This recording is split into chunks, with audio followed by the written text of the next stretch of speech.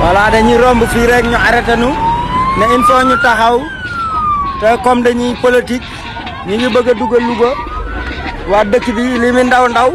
ñu ne faaw ñu taxaw ñu génn saafonte ak ñun looloo waral gaa yi taxaw fii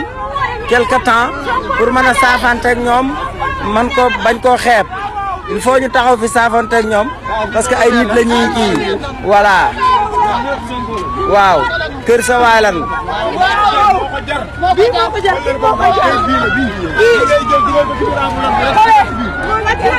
àll bu xonq baa ngi nii gis nga àll bu xonq bi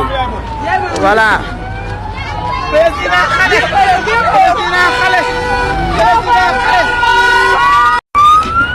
fii ci dëkku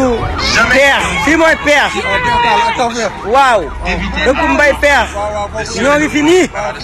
waaw coordinatrice si Pastef la Lion yaa ngi xaw a rey Mbay Peex rey leen Mbay Peex bu mu fi am dara bu mu fi am dara bu mu fi am dara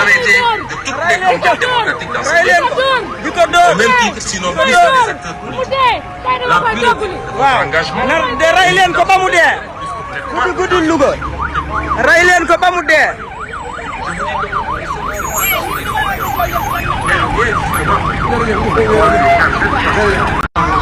ñooy fii ci dëkku